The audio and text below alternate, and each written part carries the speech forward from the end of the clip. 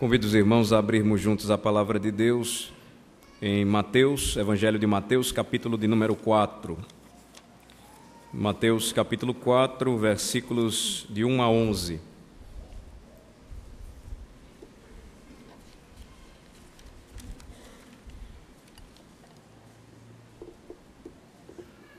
Mateus, capítulo 4, versículo de 1 a 11.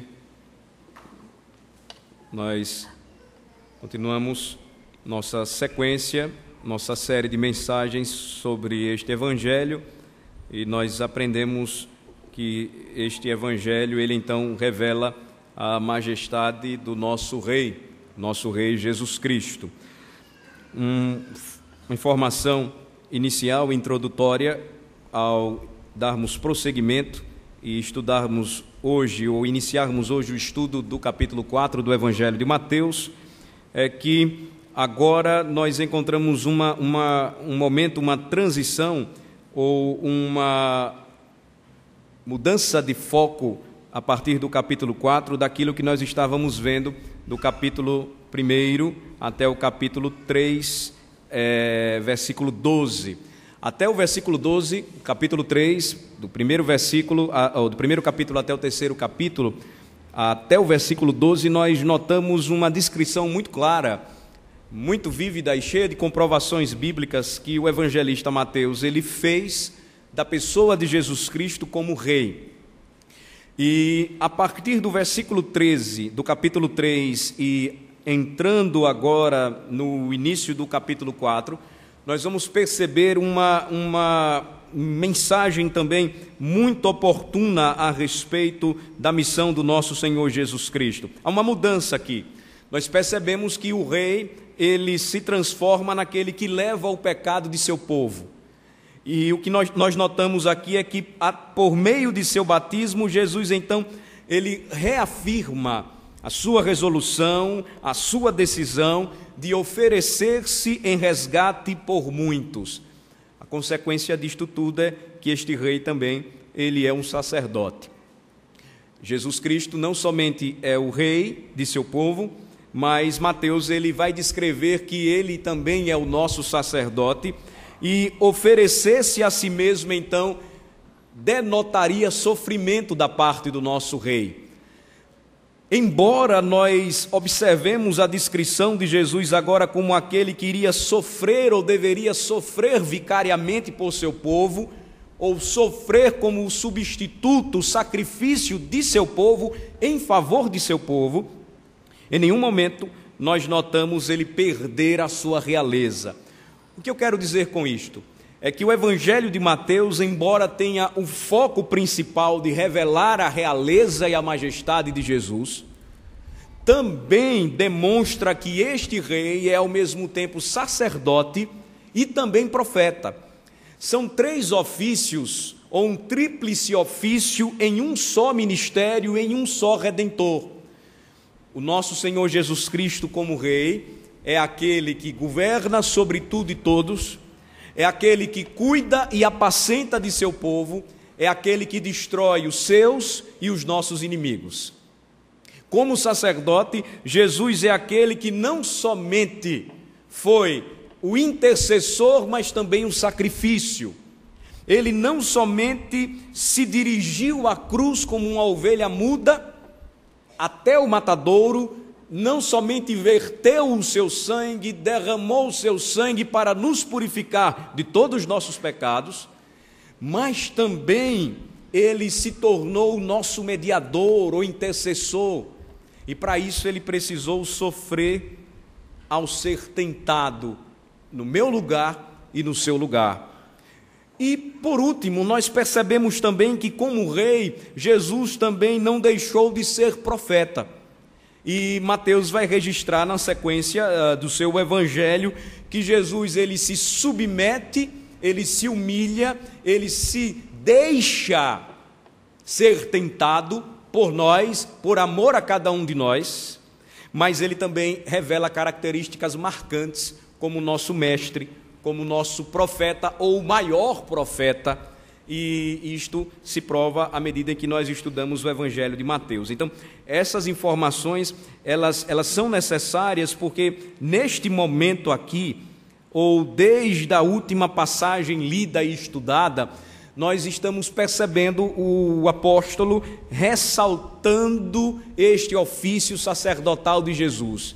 E isto é muito importante para nós, porque capítulo 4, versículos de 1 a 11, nós encontramos a tentação do nosso Redentor. Eu vou fazer a leitura, peço aos irmãos que atentamente observem a leitura nos versículos de 1 a 11 do capítulo 4 do Evangelho de Mateus.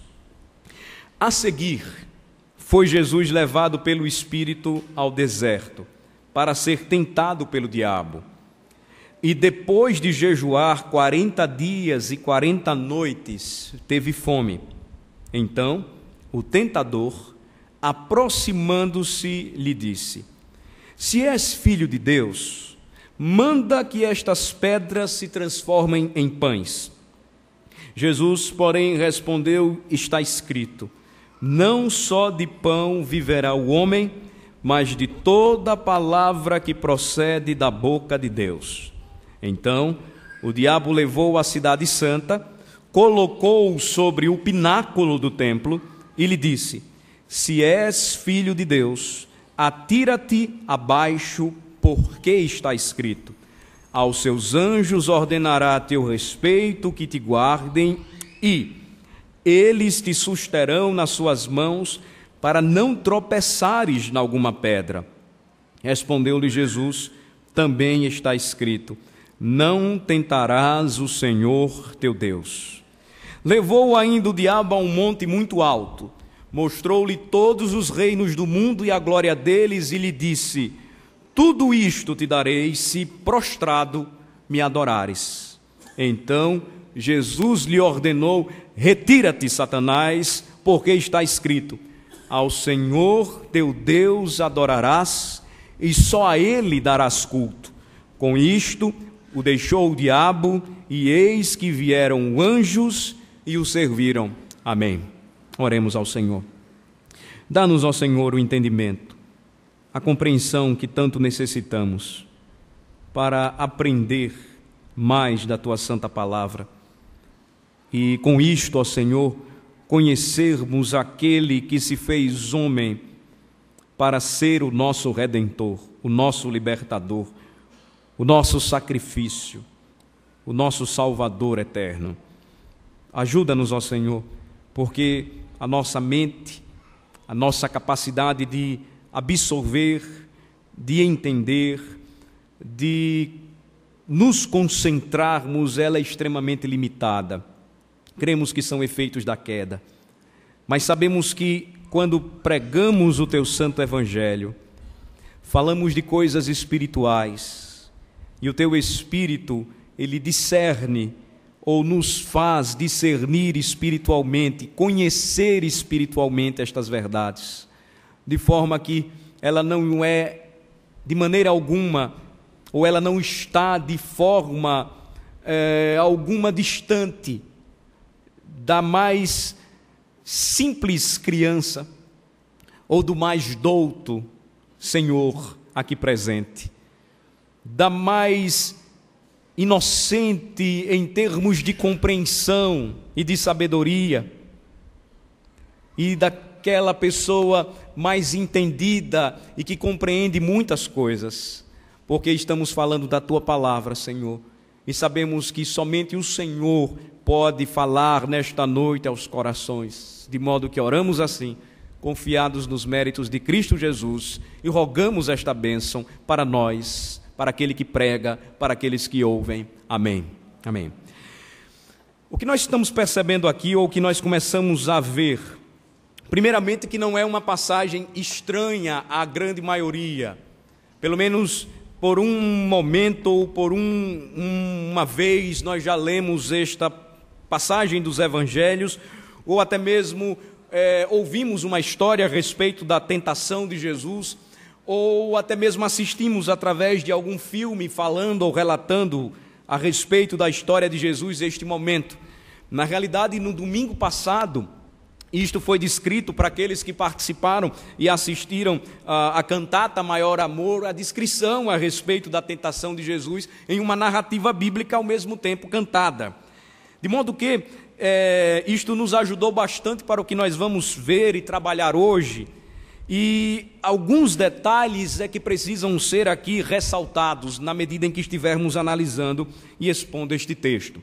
Primeiramente, eu quero convidar os irmãos para lermos juntos o versículo 1. Como fazemos de costume, lendo juntos a palavra de Deus, ajudamos a fixar em nossa mente a mensagem que estamos ouvindo. Então vamos ler juntos o versículo de número 1. Vamos ler? A seguir, foi Jesus levado pelo Espírito ao deserto para ser tentado pelo diabo. Notem bem, o que Mateus narra é que na sequência do batismo, Jesus então foi levado pelo mesmo Espírito que desceu simbolicamente sobre ele em forma de pomba, que veio sobre ele confirmando a sua vocação e o seu ministério. Na sequência, este mesmo Espírito, quem é ele? A terceira pessoa da Trindade Santíssima, Deus o Espírito Santo, leva Jesus para o deserto. E ele faz isto com um objetivo claro. O versículo 1 que vocês leram comigo diz aí para a gente, ou diz para nós: Jesus foi levado pelo Espírito ao deserto, imediatamente ele foi levado, nos narra outro evangelho, e com um objetivo claro, para ser tentado pelo diabo. Jesus, ele primeiramente se humilha, assumindo aí o seu ofício sacerdotal, quando nós percebemos ele conferindo, ou melhor falando, ele convencendo o apóstolo João Batista de que deveria ser batizado para que se cumprisse toda a justiça. João não entende. Ele diz: mas Senhor, eu é que precisava ser batizado, e o Senhor agora está me pedindo uma coisa absurda. Jesus então disse: deixa, isto precisa acontecer, porque assim convém cumprir tudo aquilo que foi dito a meu respeito. Ele começa a se humilhar a partir daí. A sua humilhação já é vista quando ele, sendo rei, se submete a um nascimento extremamente simples. Ele se faz homem, sendo o rei dos céus e de toda a terra, mas o seu ministério precisava continuar. Ele estava em contínuo progresso. E o que ocorre? Depois de receber a confirmação dos céus, versículos 16 e 17 do capítulo 3, verifiquem comigo, capítulo 3, versículos 16 e 17, Jesus é batizado. Quando ele sai da água, os céus se abrem, o Espírito de Deus desce sobre ele, vem sobre ele, e uma voz dos céus dizia: este é o meu Filho amado, em quem me comprazo. O seu ofício sacerdotal implicava também em que ele provasse aquilo que todo pecador provava e ainda hoje prova diariamente, que é a tentação.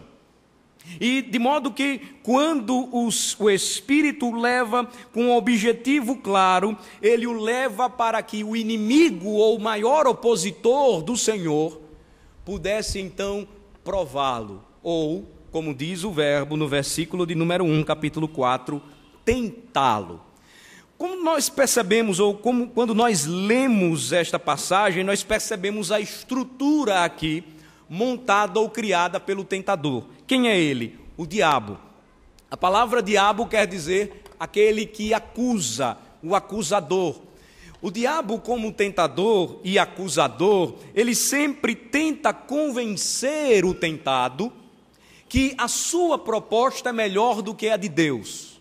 Uma vez convencendo aquele que está sendo tentado, levando-o a provar daquilo que ele diz ser melhor do que o padrão de Deus para a vida do homem, vendo aquele que está sendo tentado cair em tentação, ele então começa a acusá-lo constante e continuamente. E mesmo recebendo o perdão de Deus, uma vez arrependido deste pecado, A Bíblia diz que o diabo, ele continua a desenterrar, ele continua a acusar, ele continua a manifestar a sua oposição e a sua tentativa de destruir o plano de Deus para a redenção de seu povo.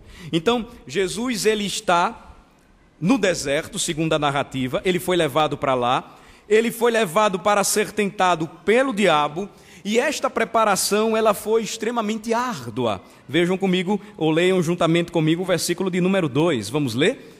E depois de jejuar 40 dias e 40 noites, teve fome. Então, Jesus, ele vai para o deserto.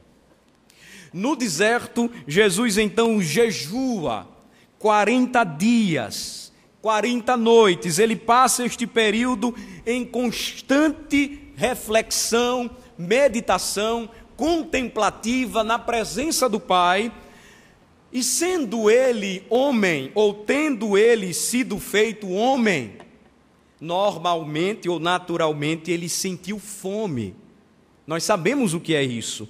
Aqueles que já passaram fome sabem o que significa ficar 40 dias sem comer coisa alguma. Na realidade, eu penso que a maioria que está aqui presente, e isto inclui até mesmo a mim, não sabe o significado de passar pelo menos 3 dias sem comer coisa alguma. Alguns poucos aqui experimentaram isso, talvez. Mas algumas horas que passamos sem comer, 12 horas, 24 horas para uma cirurgia, por exemplo, já nos incomoda extremamente. Agora, imaginem vocês, Jesus, ele jejua, e o jejum aqui tem por objetivo uma maior consagração e preparação para o que ele enfrentaria. Ele não foi levado para o deserto sem saber o que iria acontecer, ele foi levado para ser tentado pelo diabo, e depois que ele passou este período jejuando, e que então a sua humanidade revelou uma aparente fragilidade, porque ele começou a sentir fome, entra em cena o tentador. Então, são 3 tentações apresentadas aqui, e em todas elas o diabo, ele utiliza a palavra de Deus. Vamos ver, a primeira delas, versículo de número 3, leamos. Então, o tentador, aproximando-se, lhe disse: se és filho de Deus, manda que as pedras se transformem em pães. Vejam só, a estrutura da tentação. Satanás ainda hoje faz a mesma coisa com os filhos de Deus. Ele tenta, ele se aproxima, ele procura ganhar o coração daquele homem ou daquela mulher, daquele jovem ou daquela criança, em um momento de fragilidade ou de fragilização. Jesus estava com fome, e o tentador, ele vai diretamente naquilo que estava Jesus necessitando ou necessitado.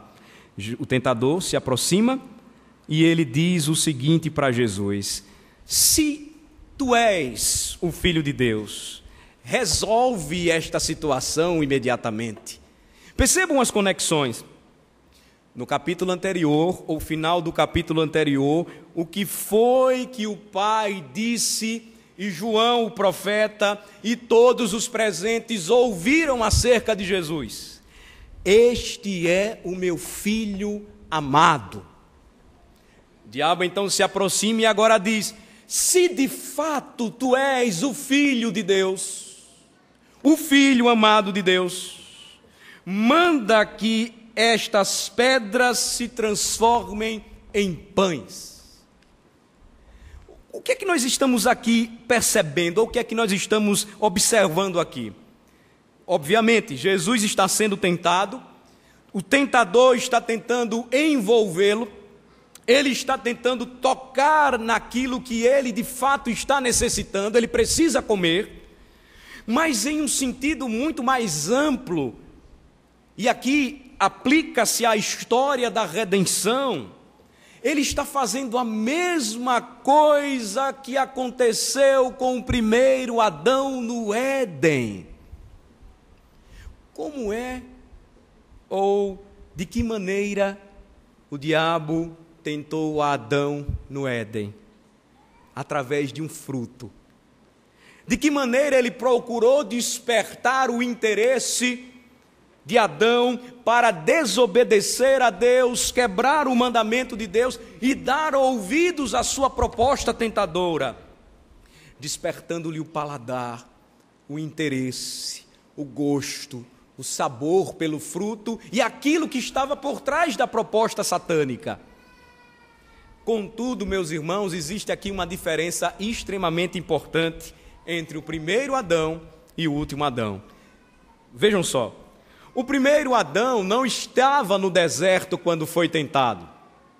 Ele estava no meio ou no centro do governo de Deus quando ele criou o mundo. A palavra Éden quer dizer lugar de delícias, paraíso. Jesus estava no deserto, não tinham outras árvores com frutos para ele comer, não tinha nada com que se alimentar. Adão tinha, sim, o que comer. Ele não estava em um sol ou debaixo de um sol escaldante pelo dia e um frio congelante à noite. Ele estava no Éden, lugar de delícias. Segundo lugar, ele não experimentou a ausência de comida no momento da tentação. Como eu disse aos irmãos, Deus, o Pai, tinha dito: de todas as árvores do jardim comerás livremente. Jesus Cristo, ele não estava cercado por árvores nem por frutos, ele estava no deserto. O que nós percebemos aqui são diferenças extremamente importantes e marcantes. Mas, em terceiro e último lugar, nós percebemos diante de toda essa situação, o primeiro Adão sucumbindo à tentação do diabo. Em meio à fartura, não sentindo fome, porque ele não estava com fome, no meio do paraíso, não experimentando calor escaldante de dia, nem frio congelante à noite, mas ele deu ouvidos ao diabo e, sendo tentado, ele comeu. O diabo tenta fazer o mesmo agora com o segundo Adão. É importante essa conexão, irmãos, porque o primeiro Adão, o nosso primeiro pai, nos representava como o cabeça da raça, como o nosso representante federal. Jesus Cristo vem então como o segundo Adão para nos salvar e para nos redimir. Satanás então tenta fazer a mesma coisa, mas qual é a resposta de Jesus para Satanás? Vamos ler juntos o versículo de número 4? Vamos lá? Jesus, porém, respondeu: está escrito, não só de pão viverá o homem, mas de toda a palavra que procede da boca de Deus. Jesus é tentado, nós não conseguimos, é impossível para nós mensurar, medir a extensão da tentação de Jesus. Há um mistério envolto em toda esta história, porque nós sabemos que Jesus ele tinha poder, e ele poderia de imediato extirpar Satanás de sua presença, mas para que se cumprisse toda a justiça, ele se submete. Satanás então diz: você não é o filho de Deus? Mande que as pedras se transformem em pães e você vai comer e matar a sua fome. Jesus então cita a Escritura, ele cita a autoridade da Escritura, ele cita Deuteronômio 8, versículo 3, e ele diz: não só de pão viverá o homem. Ele remete a história, ou ele lembra a Satanás, ao diabo, a história da redenção do povo de Deus, quando sustentado no mesmo deserto pelo maná. O maná era um pão celeste, saborosíssimo, que Deus fazia cair sempre no final de cada tarde, para alimentar o seu povo, que peregrino ou em caminhada não tinha tempo para se organizar. Na realidade, no deserto não tinha como plantar coisa alguma. E quando isto aconteceu, a palavra que Deus disse para o povo através de Moisés foi justamente esta citada pelo nosso Senhor Jesus Cristo. Não só de pão viverá o homem, mas de toda palavra que procede da boca de Deus. Satanás, ele tentou despertar no Senhor uma falsa confiança na providência de Deus. Mas vejam que o nosso Senhor, ele responde firmemente, confiando na providência de Deus. O pão que nos alimenta, o sustento que nós temos, as provisões que nós recebemos, todas elas procedem pela autorização divina. Nenhum homem pode se orgulhar que o seu pão, ele é conquistado apenas pelo seu próprio esforço. Deus abençoa aqueles que trabalham, mas nenhum homem será totalmente agradecido a Deus se não repetir as mesmas palavras do nosso Redentor: não só de pão o homem viverá, mas de toda a palavra que procede da boca de Deus. É a primeira resposta que Jesus dá a Satanás, mas ele não desiste. Segunda tentação, versículo de número 5, ele continua a tentar despertar no Senhor uma falsa confiança na providência, no poder de Deus. Vamos ler juntos o versículo 5. Então o diabo levou a cidade santa, colocou-o sobre o pináculo do templo e lhe disse: se és filho de Deus, atira-te abaixo, porque está escrito: aos seus anjos ordenará a teu respeito que te guardem. Eles te sustentarão nas suas mãos, para não tropeçares em alguma pedra. Satanás, então, o diabo, o acusador, ele leva o Senhor à cidade santa, aqui uma referência a Jerusalém. Ele coloca o Senhor sobre o pináculo do templo, ou a asa do templo, literalmente falando, o que seria aproximadamente um local com 150 metros de altura. A tradição, a história eclesiástica escrita por Eusébio de Cesareia, diz que justamente desta asa, Tiago, irmão do Senhor, aquele que escreveu a carta que nós temos no Novo Testamento, foi martirizado sendo empurrado desta asa, precipitado ao abismo e morto nas pedras, esmagado nas pedras. Satanás conduz Jesus ao pináculo do templo, à asa do templo, e ele diz o seguinte: se és filho de Deus, atira-te abaixo. Se és filho de Deus, demonstra este poder que tens. Se és filho de Deus, comprove que se você se atirar do templo abaixo, o que está escrito na palavra se cumprirá. E ele cita justamente os versículos 11 e 12 do Salmo 91. Aos seus anjos ordenará a teu respeito que te guardem. Eles te susterão nas suas mãos para não tropeçares em alguma pedra.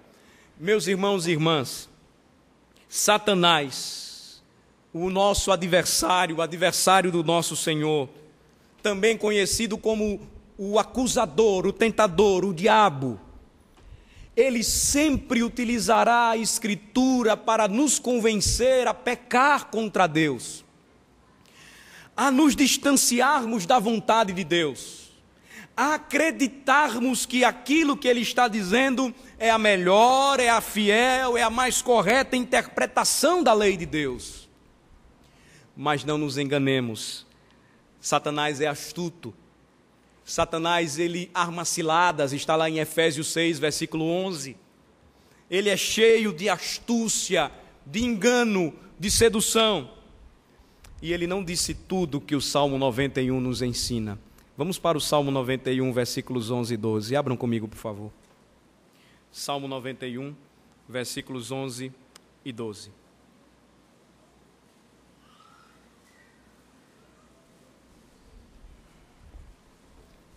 Vocês leram comigo, ele cita o versículo 11 e diz: aos seus anjos ordenará a teu respeito que te guardem.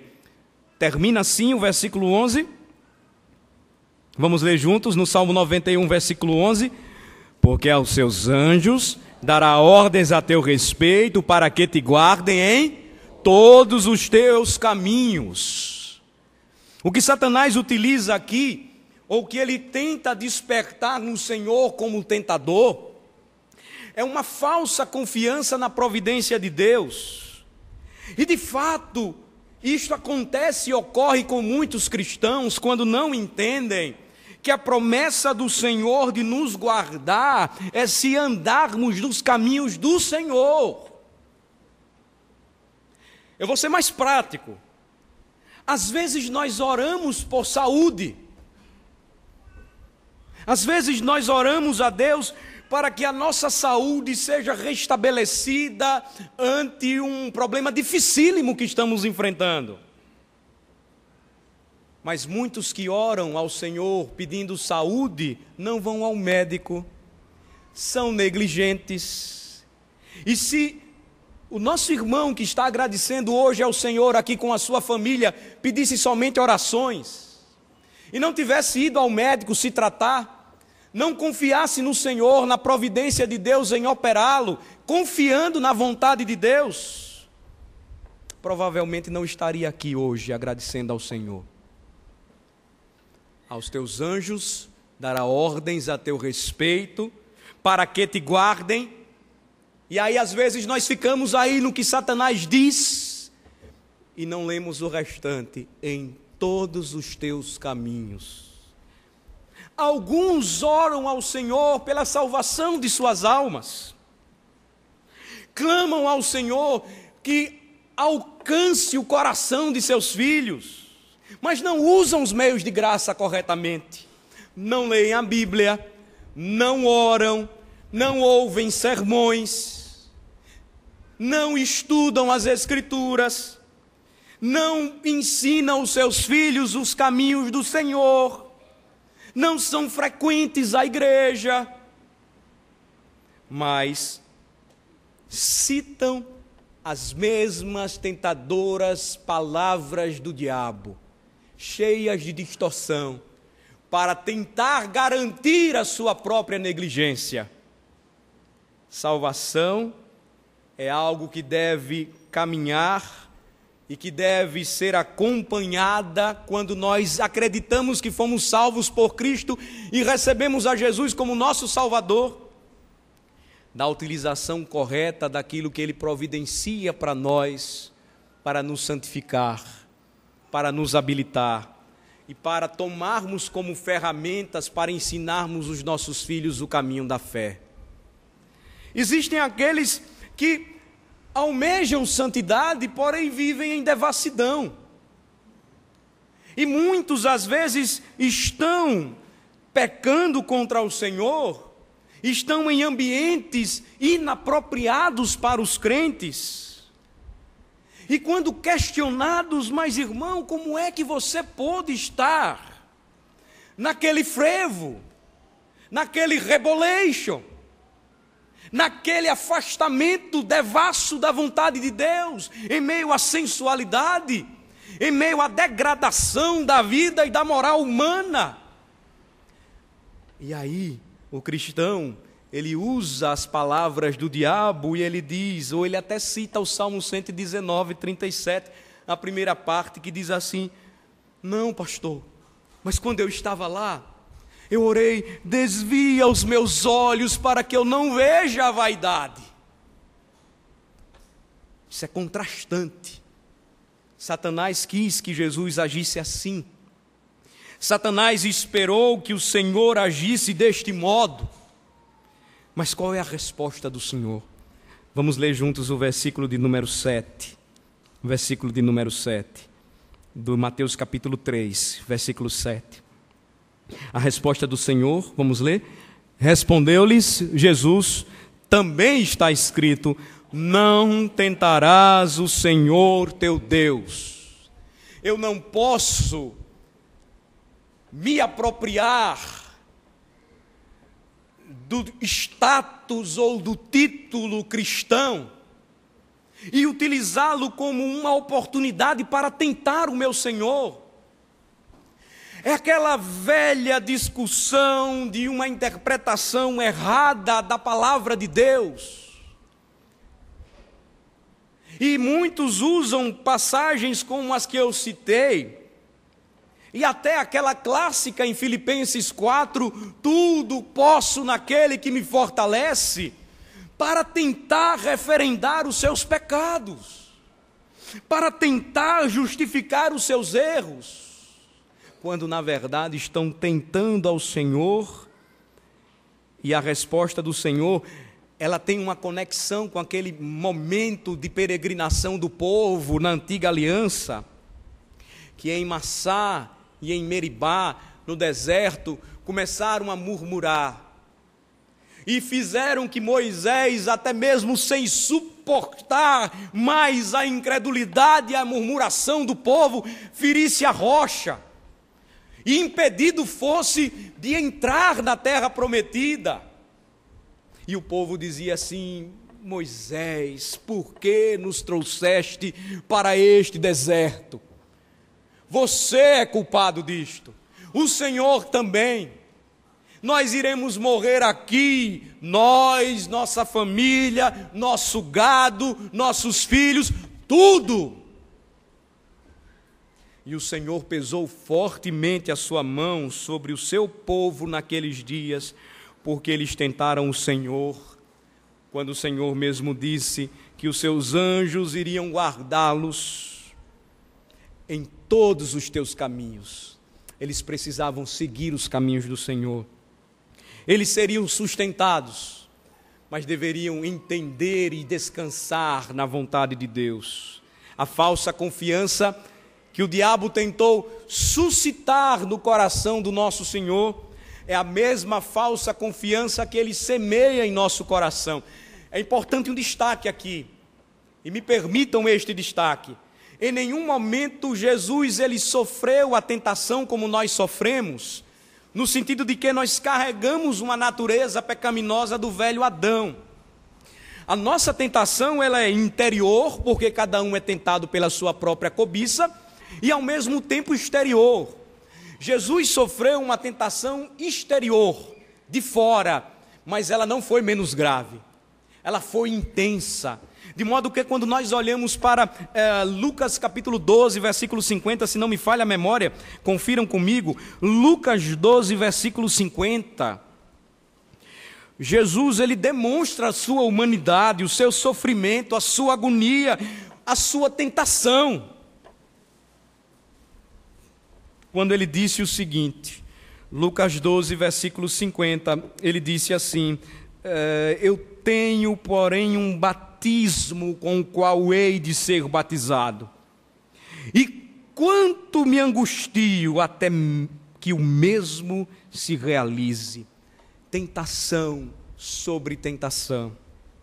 Mas o que fez Jesus forte foi a sua comunhão com Deus e com a sua palavra. A cada tentação do diabo, Jesus respondia com a palavra. E assim nós concluímos com a terceira e última tentação, em um esforço final, naquele início do ministério do Senhor, ou de preparação ao ministério. Satanás, então, versículo de número 8, conduz ao Senhor Jesus para outro local. Vamos voltar para Mateus 3, versículo 8 e 9. Mateus 4, versículos 8 e 9. Mateus 4, 8 e 9. Vamos ler? Levou ainda o diabo a um monte muito alto, mostrou-lhe todos os reinos do mundo e a glória deles, e lhe disse: tudo isto te darei, se prostrado me adorares. Vejam só, nós não temos como precisar e dizer categórica, enfática e peremptoriamente que Jesus ele foi levado fisicamente a estes locais. O fato é que ele foi para o deserto. Mas este transporte realizado por Satanás, ele não perderia a sua força e a sua realidade se fosse de fato visões, assim como João e Paulo tiveram.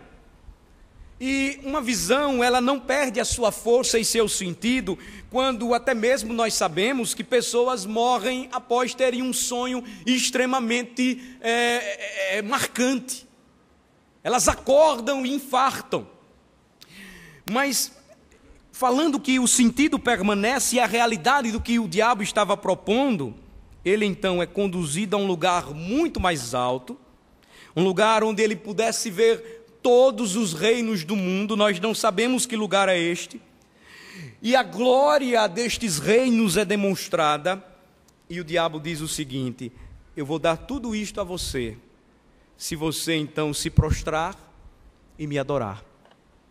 Alguns acreditam que o diabo fez isso com base em passagens bíblicas que dizem, por exemplo, que o mundo jaz no maligno, que ele é o príncipe deste mundo, mas elas não se encaixam com outras passagens que mostram que o reino é de Cristo, que ele é o Senhor de tudo e que de fato ele sabia em todos os momentos que Satanás, ele não tinha maior poder do que o próprio Senhor.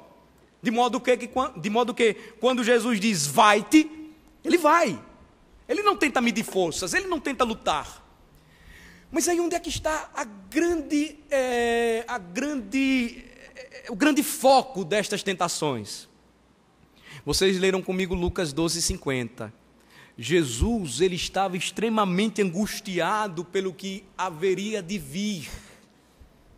O que Satanás tenta despertar no coração do nosso Senhor é o seguinte: seria muito fácil para ele buscar outro caminho que não fosse a cruz, resolver os seus problemas com o seu poder, com o estalar do seu dedo, com o poder da sua palavra. Aí reside a tentação que o Senhor experimentou até o Calvário, de modo que, por amor a mim, por amor a vocês, por amor a todos aqueles que um dia se entregaram a Cristo, ele não desistiu e, agonizando na cruz, ele sentiu o que haveria de experimentar. As agonias e as agruras do inferno, quando diz: Deus meu, por que me abandonaste? Satanás sabia que era justamente neste item, ou neste ponto, que ele deveria tocar, tentando fazer Jesus Cristo desistir. Na realidade, ele tentou fazer isso durante todo o ministério de Jesus. Vocês lembram quando Jesus disse aos seus discípulos: é necessário que o Filho do Homem seja entregue e seja morto pelos homens? As palavras de Pedro: vira essa boca para lá, Senhor, nada disso irá lhe acontecer, nós estamos aqui, iremos protegê-lo. Jesus não se sentiu confortado com as palavras de Pedro, mas ele disse a mesma coisa que falou nesta primeira tentação ao diabo: arreda-te, pois não cogitas das coisas de Deus, mas dos homens. Ele queria evitar que Jesus chegasse até a cruz, porque chegando na cruz, Jesus conseguiria redimir o seu povo, libertar a sua igreja, salvar a sua descendência e destruir as obras do diabo. Então, ele apresenta esta terceira e última tentação. E qual é a resposta do nosso Senhor? Versículos 10 e 11, nós concluímos então. Então Jesus lhe ordenou: retira-te, Satanás, porque está escrito: ao Senhor teu Deus adorarás, e só a ele darás culto. Com isto o deixou o diabo, e eis que vieram anjos e o serviram. Jesus então responde mais uma vez com as Escrituras. Ele cita um mandamento que diz que só devemos adorar ao Senhor, só a Ele prestar culto. E Satanás de fato estava condenado, ao fogo eterno, porque desejou adoração e não se submeter prostrado em louvor e santo reconhecimento a Deus, de que somente Ele reina. Jesus responde com a palavra, mas antes ele demonstra o seu poder real. Sendo sacerdote, ele não abdicou de ser rei. E ele então diz: vai-te, Satanás, vai-te, porque está escrito. E ele então diz: ao Senhor teu Deus adorarás, e só a Ele darás culto. Quando ele então supera e ele vence estas 3 tentações, o que acontece no versículo de número 11 é que o diabo imediatamente o atende. Nós vamos perceber isso quando Jesus, durante o seu ministério, expulsa demônios, e os demônios tremem ante a presença do Senhor, e Satanás ele não podia resistir a um rei tão poderoso. E após isso, então, os anjos eles se aproximam e eles o servem. Eles agora satisfazem as necessidades do rei, as necessidades do rei. Quais são as aplicações finais para nós, irmãos? E que procuremos guardá-las em nosso coração nesta noite. A primeira delas é que nós devemos resistir ao diabo, e a Bíblia diz, fugir, resistir ao diabo, ou resistir ao diabo e ele fugirá de vós. Do mesmo modo que ele fugiu da presença do Senhor, a Bíblia nos diz que se nós o resistirmos, ele também não ficará diante de nós. Como é que nós devemos fazer isto? Nós devemos resistir ao diabo apelando às Escrituras. Vejam como Jesus fez isso por 3 vezes consecutivas. Agora nós precisamos refletir e entender a razão pela qual muitas vezes nós não resistimos ao diabo. Por que razão nós caímos com constância? Por que razão nós somos fracos e tentamos justificar a nossa fraqueza dizendo, mas pastor, a carne é fraca, eu não aguentei. Por que razão sempre procuramos encontrar e dar as mesmas desculpas diabólicas para as nossas constantes quedas, para a nossa desobediência, para a nossa incredulidade, para a nossa falta de fé, falta de compromisso? Por quê? Porque nós não estamos apelando às Escrituras todas as vezes que somos tentados pelo diabo. Lembrem-se, sozinhos nós não iremos jamais ganhar esta batalha. Mas a Bíblia diz que maior é aquele que está em nós do que o que está no mundo. Precisamos apelar para as Escrituras sempre. E isto implica em conhecermos a Deus como Ele se revela nas Escrituras. O analfabetismo bíblico em nossos dias é tão grande que, vez por outra, nós encontramos pessoas tentando encontrar passagens na Bíblia que inexistem. É comum. Pastor, onde é que diz na Bíblia? Onde é que eu não estou encontrando? Eu perdi a minha chave bíblica. Faça por onde que eu te ajudarei. Você não vai encontrar nunca. Pastor, mente vazia, oficina do diabo, eu não estou conseguindo encontrar, eu perdi a minha chave bíblica, você pode me ajudar? Leia Rui Barbosa. Analfabetismo bíblico, falta de leitura, de conhecimento das Escrituras. E, irmãos, este é um exercício constante. Lembram-se das 7 resoluções para o ano novo que muitos de nós aqui assumimos diante de Deus? Uma delas era um comprometimento de lermos a Bíblia o ano todo, ou toda a Bíblia durante o ano de 2012. Você começou a fazer isso? Se você não está fazendo isso, tenha cuidado. Satanás vai tentar enganar você e vai tentar fazer você cair do mesmo modo como você tem caído, porque você não está sabendo utilizar a Escritura corretamente nem apelar para ela. Isso é muito importante. Nós precisamos conhecer as Escrituras. Como Jesus fez, nós só venceremos a tentação se fizermos assim também. Segundo lugar, Jesus, como representante de seu povo, ele prestou, e nós vemos isso aqui, vicariamente, ou seja, substitutivamente, a obediência que Adão, como representante da humanidade, deixou de prestar. Adão falhou, Cristo cumpriu a vontade de Deus. Adão caiu, Cristo permaneceu de pé e foi até a cruz por amor a mim e a vocês. Adão se escondeu, Cristo em nada teve motivos para se envergonhar, porém, segundo Hebreus 12, diante do Pai, como nosso sacerdote, ele diz constantemente: eis aqui eu e os filhos que o Senhor me deu. Descansemos, portanto, seguros, irmãos, neste fato. Cristo morreu por nós. Seu sacrifício é suficiente para nos garantir a salvação. Mas não utilizemos este motivo por pretexto para continuar pecando e procurando textos para confirmar ou justificar os nossos pecados. Se estamos em Cristo, somos novas criaturas. As coisas velhas, elas já passaram, tudo se fez novo para nós.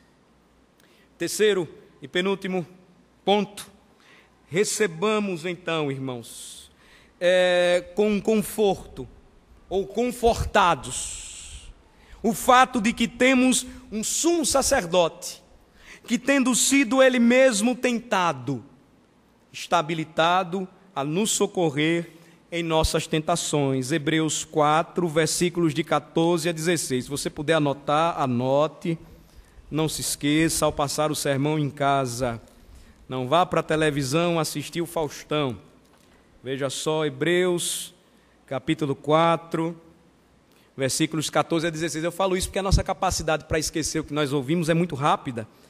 Até mesmo eu, se não relembrar, esqueço o sermão que preguei.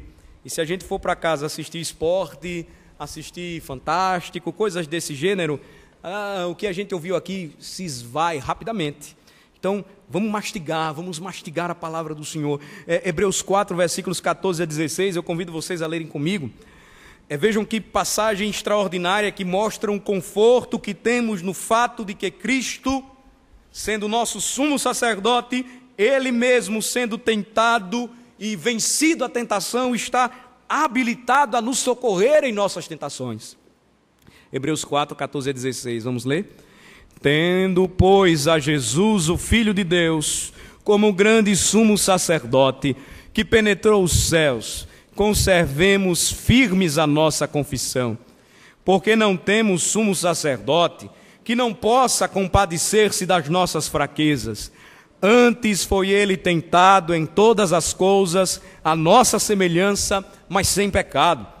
Acheguemo-nos, portanto, confiadamente, junto ao trono de graça, a fim de recebermos misericórdia e acharmos graça para socorro em ocasião oportuna. Aleluia! É a palavra do nosso Senhor, é a palavra do nosso Deus. Finalmente, quarto e último lugar, ao negar-se a dar ouvidos ao diabo, Jesus, ele recebeu as mesmas bênçãos que Satanás lhe ofereceu. É fato. Só que ele recebeu estas bênçãos não das mãos daquele que não poderia dar nenhuma delas, porque é um mentiroso, segundo João 8,44. Mas em um sentido muito mais glorioso e com o favor do Pai repousando sobre ele. Nós percebemos Jesus recobrando as suas forças para resistir fisicamente àquilo que ele tinha que enfrentar pela frente. E aí os anjos se aproximam para assisti-lo, e a autoridade que ele recebe do Pai para proclamar o Evangelho sobre os reinos do mundo, ela é clara à medida em que nós lemos o Evangelho de Mateus. É uma última menção que nós devemos fazer e que seja encorajamento para todos nós que estamos aqui nesta noite. Não troque as supostas bênçãos que o diabo está oferecendo a você, todas as vezes que você é tentado e que eu sou tentado, pelas verdadeiras, reais e concretas bênçãos que Cristo já nos prometeu antes da fundação do mundo e tem dado a nós em Cristo. Nós oramos isso, ou oramos sobre isto inicialmente, uma oração de gratidão. uma oração que nós fazemos sempre juntos como igreja, mas que primeiro nos faz lembrar do maior presente que o diabo jamais poderá dar a homem algum: a salvação, a redenção, o céu. Porque aquilo que nós experimentamos nesta vida, irmãos, é passageiro. A saúde é restaurada, mas um dia nós vamos adoecer de novo. É o caminho que nos prepara para a eternidade. Mas o duro